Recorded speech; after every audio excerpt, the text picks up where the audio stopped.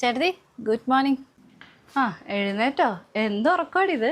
ഹോസ്റ്റലൊന്നും മര്യാദയ്ക്ക് അങ്ങോട്ട് ഉറങ്ങാൻ പറ്റില്ല. രാവിലെ എണീക്കുമ്പോൾ തൊട്ട് ബാത്റൂം പോകുന്നവരും കുളിക്കാൻ പോകുന്നവരുടെയൊക്കെ ബഹളം കാരണം മര്യാദയ്ക്ക് ഉറങ്ങാൻ പറ്റാറില്ല. ഇവിടെ വന്നപ്പോൾ സമാധാനമായിട്ട് ഉറങ്ങി. ആ സ്വന്തം വീട്ടിൽ വരുമ്പോഴാണ് മനസ്സമാധാനത്തോടെ ഒന്ന് ഉറങ്ങാനൊക്കെ പറ്റും. ചായ ഇട്ടുണ്ട് ഏട്ടത്തി? ആ കപ്പിലെടുത്ത് വെച്ചിട്ടുണ്ട്. ദോശയും ചട്നിയൊക്കെ ഉണ്ട്, നീ എടുത്ത് കഴിച്ചോ. എന്നാ ഞാൻ പോയി കഴിക്കട്ടെ ഏട്ടാ. ഹോസ്റ്റലിൽ ഈ ഉണക്ക ഫുഡൊക്കെ കഴിച്ചിട്ടേ എൻ്റെ മനസ്സും ശരീരമൊക്കെ മടുത്തിരിക്കുക. ഇനിയുള്ള ഒരു മാസം നല്ല അടിപൊളി ഫുഡ് കഴിച്ചിട്ട് വേണം ഹോസ്റ്റലിൽ തിരിച്ചു പോകാൻ. ഒരു മാസമൊക്കെ ലീവ് ഉണ്ടോ? ഇവിടെ ഇനി ഒരു മാസം സഹിക്കണമല്ലോ. ആ ഉണ്ട്, ഒരു മാസം ഇവിടെ നിന്ന് സൂഹിക്കണം. അല്ല ഞാൻ എന്തെങ്കിലും സഹായിക്കണോ? ആ എന്നാൽ നീ ഇതങ്ങ് അടിച്ചു വരും, ഞാൻ എപ്പോഴേക്കും തുടയ്ക്കാം. അലക്കാനൊക്കെ ഉണ്ട്, നമുക്ക് എല്ലാവർക്കും ഷെയർ ചെയ്തൊക്കെ ചെയ്യാം. അയ്യോ ഞാനൊരു ആവേശത്തിന് വെറുതെ ചോദിച്ചതേ ഉള്ളൂ. ചേട്ടത്തിക്ക് ഒറ്റയ്ക്ക് ചെയ്യാനുള്ള പണിയല്ലേ ഇവിടെ ഉള്ളൂ, ചെയ്തോ, കുഴപ്പമില്ല. ഞാൻ പോയി കഴിക്കട്ടെ.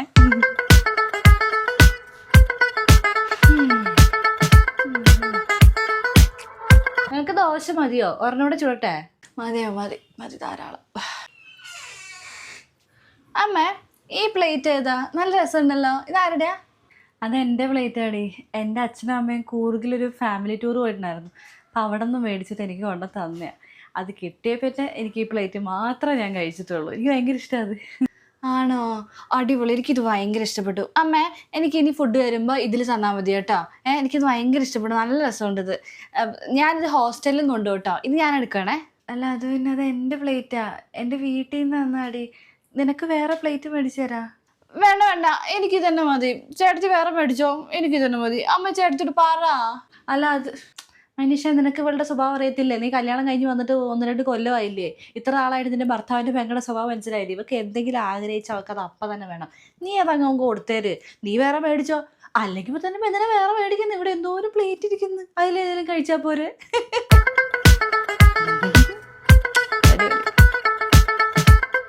അമ്മ ഞാൻ ബുധനാഴ്ച വീട്ടിൽ പോവാണ്, ചേട്ടനോട് പറഞ്ഞിട്ടുണ്ട്.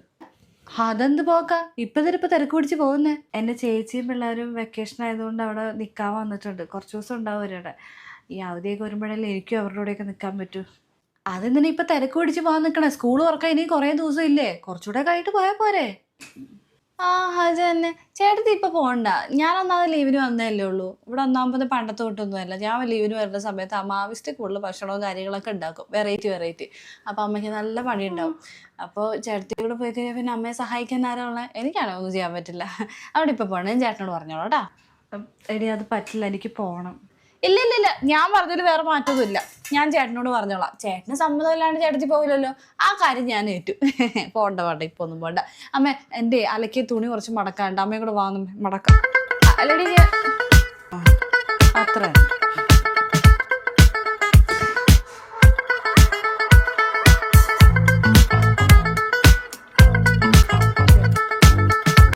എവിടേക്കാ പോകുന്ന ഏട്ടത്തി? അതിനൊരു സിനിമ ഇറങ്ങിയിട്ടില്ലേ, അപ്പം അതിന് ചേട്ടൻ ടിക്കറ്റ് ബുക്ക് ചെയ്തിട്ടുണ്ടായിരുന്ന. അപ്പം എന്നോട് റെഡിയായി നിൽക്കാൻ പറഞ്ഞ. ആ അടിപൊളി, നല്ല സിനിമയാണ്. വൈകുന്നേരം അല്ലേ? പോവാ. അതെ, പക്ഷെ ടിക്കറ്റ് കിട്ടാനില്ലായിരുന്നു. ഭയങ്കര എന്തോ തിരക്കായതുകൊണ്ടേ 2 എണ്ണം കിട്ടിയുള്ളൂ. 2 എണ്ണം കിട്ടിയുള്ളൂ? ആ കുഴപ്പമില്ല, ഞാൻ ചേട്ടനോട് പോയി കണ്ടോളാം. അല്ല അത് പിന്നെ നീ ഈ പടം തന്നെ ഈ ലീവിന് വരുന്നതിന് മുന്നേ ഹോസ്റ്റലിലെ കോളേജിലെ പിള്ളേരുടെ കൂടെ പോയി കണ്ടെന്നല്ലേ പറഞ്ഞത്? ഞങ്ങളങ്ങനെ എപ്പോഴും സിനിമയ്ക്കൊന്നും പോകാറില്ല. ഇന്ന് ഞങ്ങൾ പോയിക്കോളാം. ഒന്നും കുഴപ്പമില്ല, അടുത്ത ചേട്ടനും പിന്നെ ഒരിക്കലും എങ്ങാനും പോയി കണ്ടാൽ മതി. ഇന്ന് ഞങ്ങൾ എൻ്റെ കൂടെ പോയി കണ്ടോളാം, പ്ലീസ്. അത് പിന്നെ ഞാൻ എപ്പോഴെങ്കിലും ലീവിന് ഇങ്ങോട്ട് വരുമ്പോഴല്ലേ എനിക്ക് എൻ്റെ ചേട്ടൻ്റെ കൂടെ ടൈം സ്പെൻഡ് ചെയ്യാൻ പറ്റുള്ളൂ. കുറച്ച് കാലം കഴിഞ്ഞ് ഞാൻ കല്യാണം കഴിഞ്ഞ് പോയാൽ എനിക്കത് പറ്റുമോ? പ്ലീസ് ഏട്ടൻ, പ്ലീസ്. മൗന സമ്മതമായിട്ട് ഞാൻ കണക്കാക്കണം കേട്ടോ. അപ്പം ഞങ്ങൾ വൈകുന്നേരം പോയി കണ്ടോളാം കേട്ടോ. ഇപ്പോഴും ഞാൻ തല്ലി കൊല്ലുന്നു ശല്യം. ഉദ്ദേശം എന്താ? എത്ര കാലം ഈ ജോലി പഠിപ്പ് എന്നൊക്കെ പറഞ്ഞിരിക്കുന്നത്? നടക്കത്തില്ല, പ്രായം കൂടി വരുവാ. നിന്റെ ഏതോ ഒരു വകയിലൊരു അമ്മായിയുടെ മോളുടെ കല്യാണം കഴിയില്ല. ഇവളുടെ അതേ പ്രായമല്ലായിരുന്നു, ഇവളുടെ ഏതോ സ്കൂളിൽ പഠിച്ചല്ലേ. അവരുടെയൊക്കെ കല്യാണം കഴിഞ്ഞു. നിനക്ക് എന്തായാലും നീ ആലോചിച്ച് തുടങ്ങണം. ഇപ്പോൾ ഒന്നും വേണ്ട മാം, എനിക്കങ്ങനെ വലിയ താല്പര്യമൊന്നുമില്ല. താല്പര്യമില്ലെന്നോ? എന്നാടി നിനക്ക് വല്ല ചുറ്റിക്കളി ഉണ്ടോ? അമ്മയൊന്ന് പോക്കേ, പിന്നെ എനിക്ക് വേറെ പണിയൊന്നുമില്ല. എൻ്റെ അമ്മ ഒരു കല്യാണം നടത്താൻ എത്ര ചിലവാകുമെന്ന് വിചാരിച്ചിട്ടാ? എവിടെ നിന്ന് എടുത്തിട്ട് കൊടുക്കും? ഒരു സ്ത്രീധനം തന്നെ കൊടുക്കണമെങ്കിൽ എന്തോ ഒരു സ്വർണ്ണം കാര്യങ്ങളൊക്കെ മേടിക്കും. ഈ തീ പിടിച്ച വിലയുള്ള സമയത്ത് സ്വർണ്ണമൊക്കെ എങ്ങനെ മേടിക്കും? കാര്യം നമ്മുടെ കയ്യിലൊന്നും നിൽക്കില്ലമ്മേ. ഓ കല്യാണത്തിൻ്റെ ചിലവൊക്കെ അങ്ങ് നടക്കൂടി മോളെ. ഇപ്പോൾ സ്വർണ്ണത്തിനാണെങ്കിൽ മനീഷയുടെ സ്വർണം 40 പവൻ ഇവിടെ ഇരിക്കുന്നുണ്ട്. അതങ്ങ് എടുത്ത് നിനക്ക് ഒരു കാര്യം കഴിഞ്ഞില്ലേ അല്ലേ? അമ്മ ഇപ്പോൾ ആരുടെ സ്വർണ്ണത്തിൻ്റെ കാര്യം പറഞ്ഞേ? ഞാൻ പറഞ്ഞത് നീ കേട്ടില്ലേ? ഞാൻ വ്യക്തമായിട്ട് പറയാം. നിൻ്റെ സ്വർണം, അതായത് നിൻ്റെ വീട്ടുകാർ എൻ്റെ മകന് സ്ത്രീധനമായിട്ട് കൊടുത്ത് 40 പവൻ. അത് നിൻ്റെ ഭർത്താവിൻ്റെ മകൾക്ക് കൊടുക്കുന്നതിൽ ഇപ്പം എന്താ തെറ്റുള്ളത്? ഞാൻ പറഞ്ഞതിൽ ഇപ്പം ഇത് തെറ്റുണ്ടോ? അമ്മേ, അങ്ങനെ ഒരു ഉദ്ദേശം ഉണ്ടെങ്കിൽ ഇപ്പം തന്നെ അങ്ങ് മറന്നേക്ക് കേട്ടോ. എൻ്റെ സ്വർണ്ണമൊന്നും ഞാൻ എന്തായാലും ഇവക്ക് കൊടുക്കാൻ ഉദ്ദേശിച്ചിട്ടില്ല. എനിക്ക് കൊടുക്കേണ്ട ആവശ്യം എന്തായിരിക്കുന്നത്?